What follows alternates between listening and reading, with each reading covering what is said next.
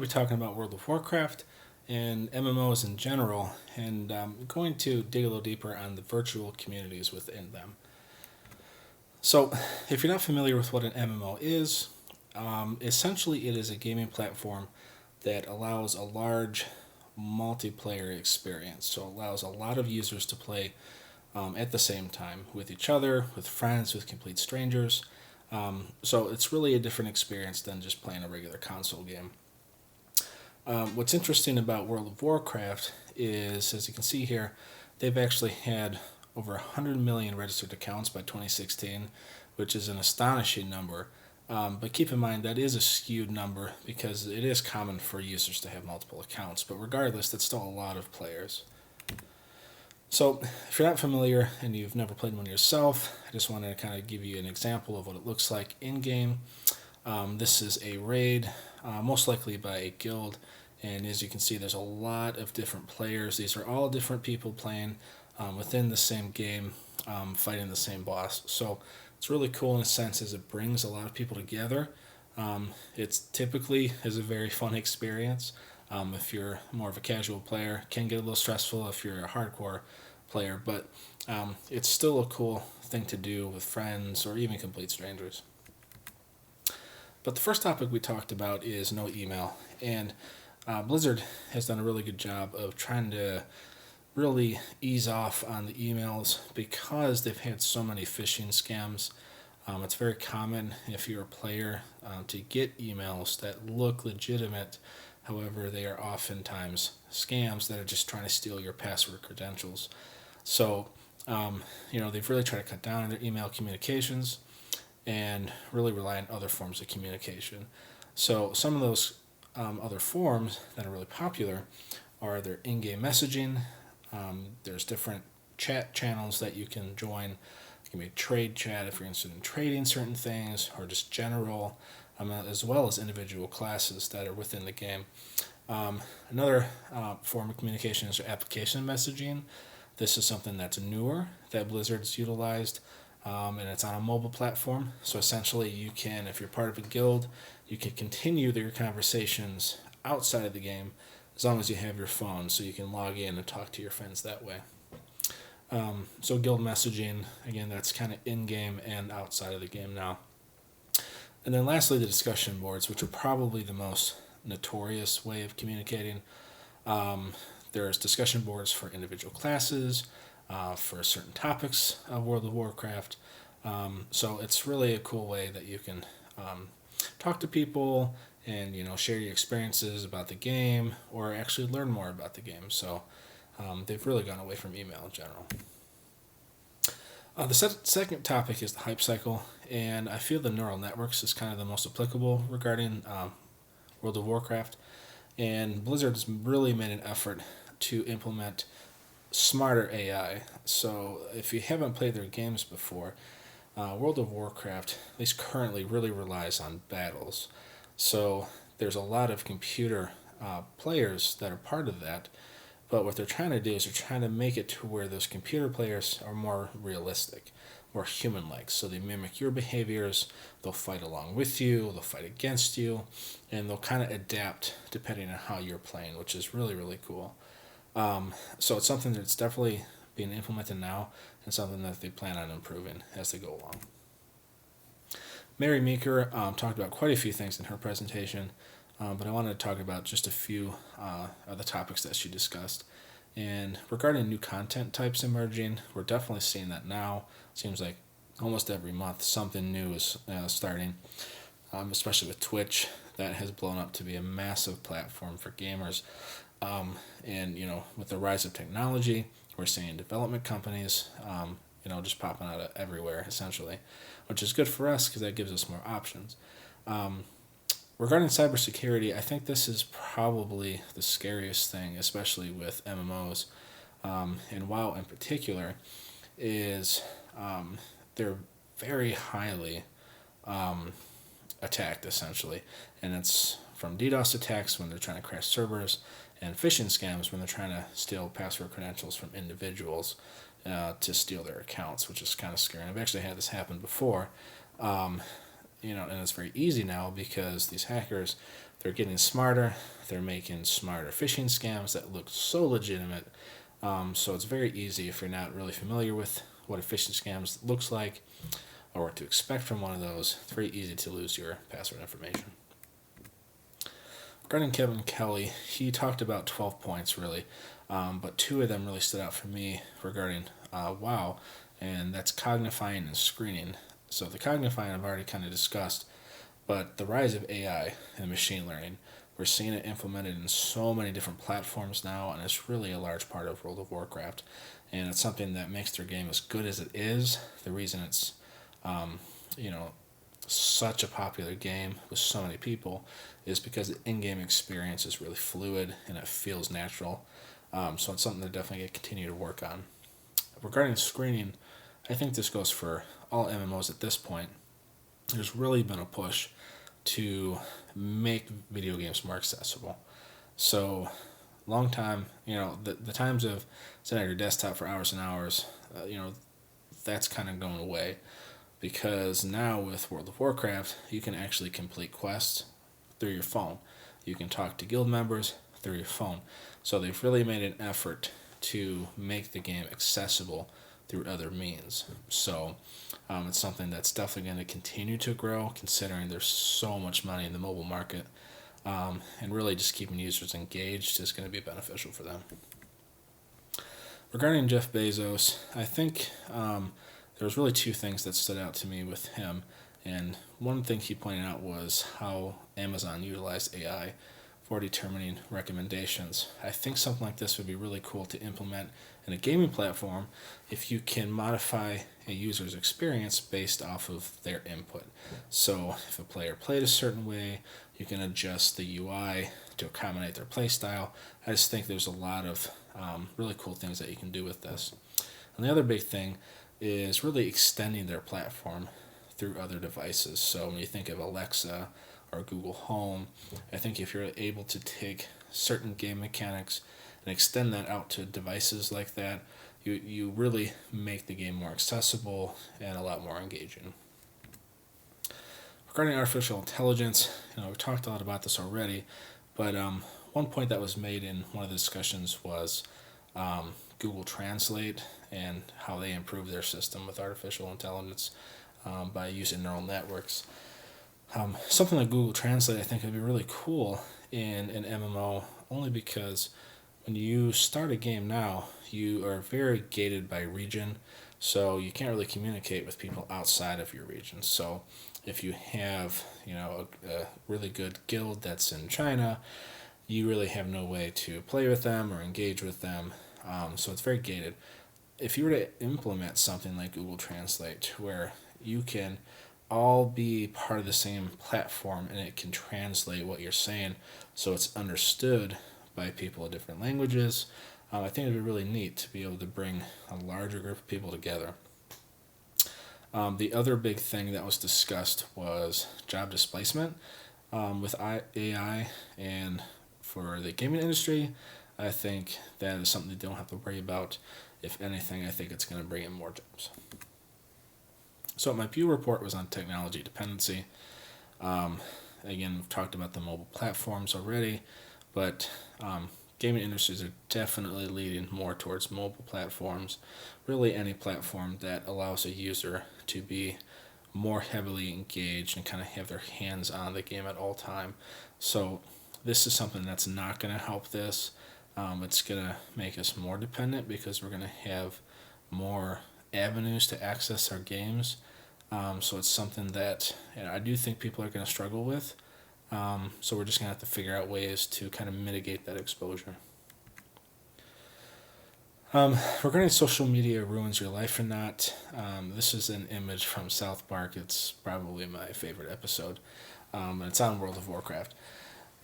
Lanier, who did one of the videos, talked about addictive schemes that these companies are using, and he really had a pessimistic outlook on technology, and I believe rightfully so, because when you look at this and how these advertising companies, gaming industries are all keeping us engaged, it's really taken a toll on us as individual users, especially if we're not cautious.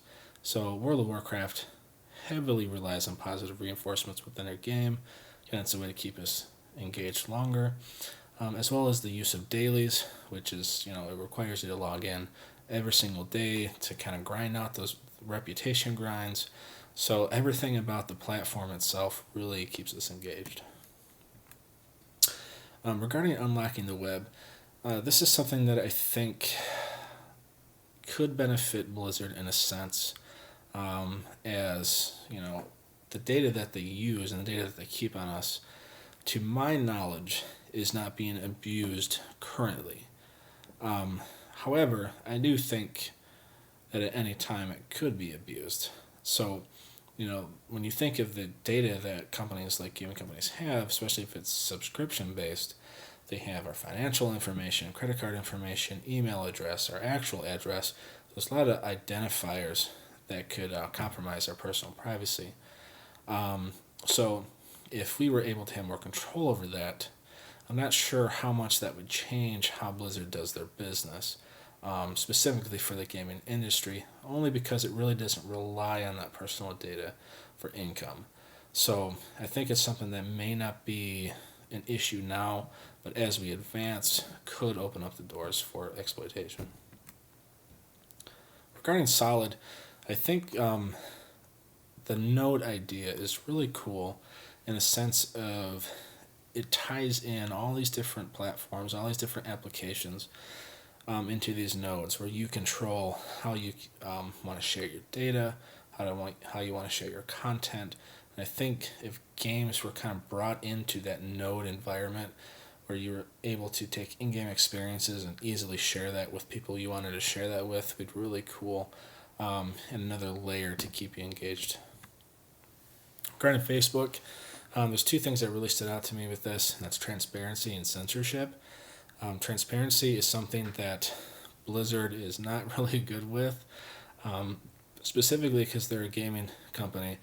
If they release their code, that's really going to compromise their business model, with how they develop the gaming platform that they have. So I doubt that we're ever going to see their code.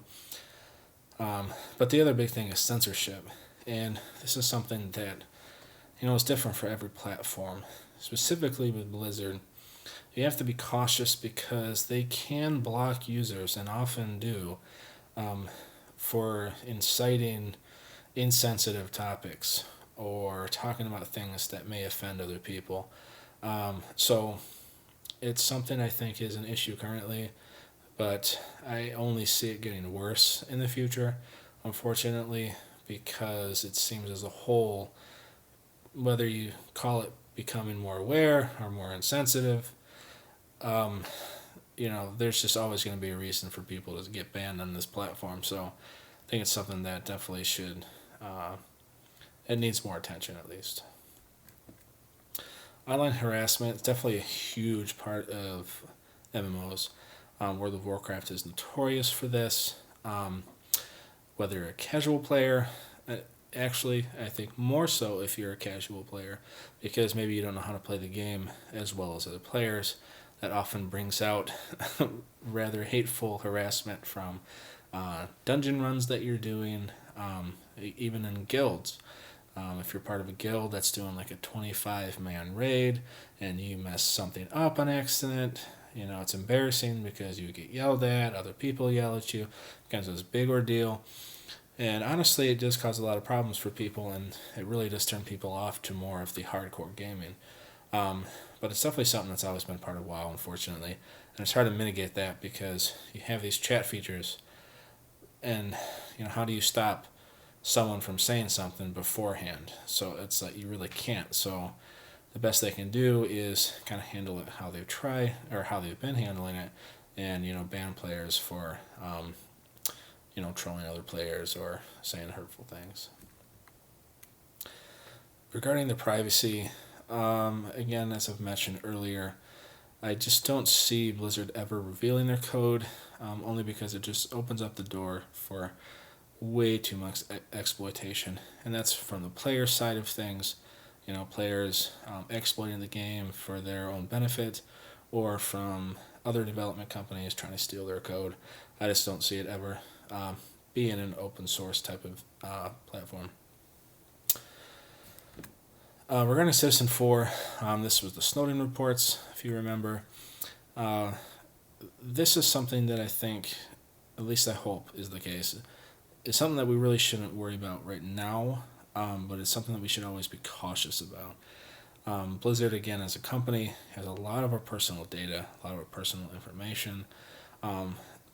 Common knowledge right now is they're not tracking like our gaming usage in a sense of like emotional states or how we're playing the game. It's really just the data that they're keeping from our subscriptions and stuff like that. So what should be concerning is they still do have a lot of information that could be exploited. Let's say the government demanded that they turned over all their data. That could compromise a lot of users. How much personal information is tied into that besides financial records, I'm not 100% sure, but it's still something we should always be cautious about. I did my book report on Irresistible, and it just felt perfect for World of Warcraft. I know I struggled with this myself, as I've played for many years, and there was a point where I definitely played way too much.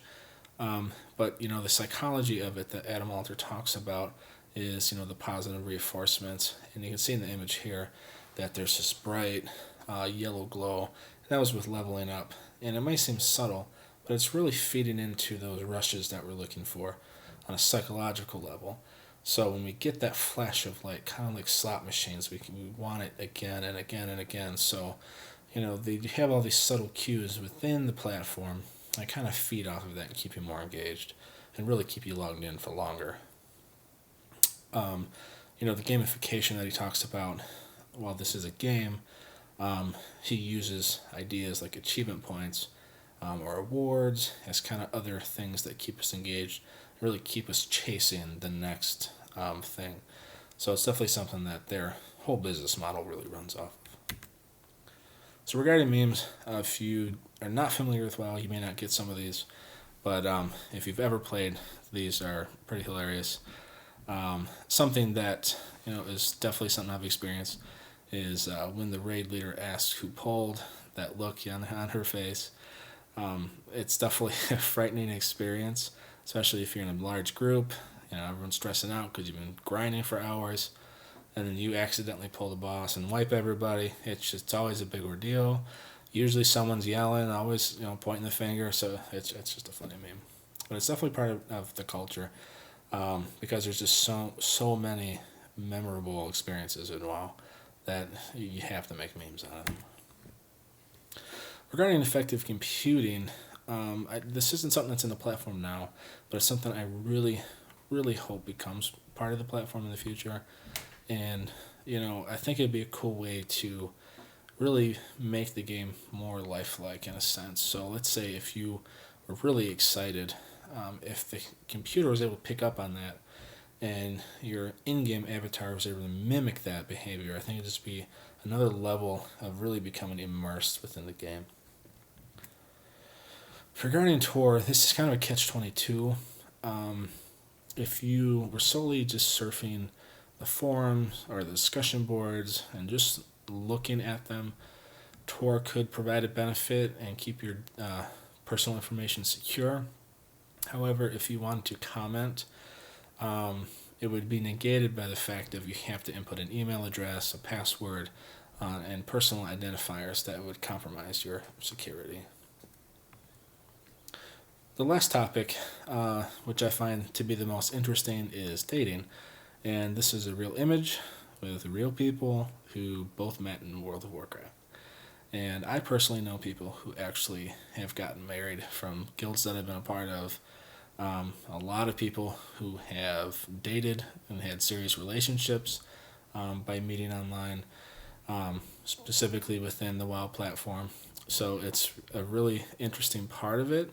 And when you really think about it, when you're playing a game like World of Warcraft that's super engaging and really forces you to play with others, you spend hours and hours almost every single day with these people, and you really develop friendships out of it, which is really neat. I still have friends today that I played with 10 years ago, even though I don't play the game anymore.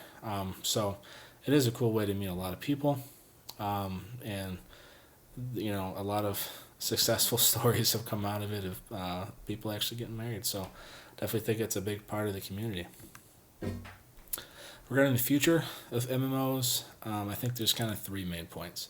And top of the list, which I think is really pushing for number one right now, is more mobile solutions. Simply because it's a cash grab and it gets the largest amount of people as possible. Everyone has phones now, so utilizing a mobile platform is really going to be a benefit to any gaming company. Extending chat, I think, is definitely going to be something implemented in the future. I just think there's so many benefits to having players that are engaged outside of the game that's going to continue to keep them as subscribers. So I think that's something we're going to see, especially with WoW, since they're already kind of implementing that with their mobile applications. So it'd be cool to see them expand that. And then the last point is continuing to improve AI. Again, World of Warcraft heavily relies on AI to give you a realistic gaming experience, specifically when you're doing Battlefront Wars, which is the current expansion. So it's something they're going to continue to improve.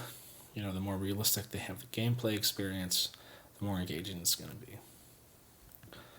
So I know that was a long discussion, but that brings us to the end of it. I just want to thank you for taking the time to hear me out, and hopefully you learned a little something more about World of Warcraft.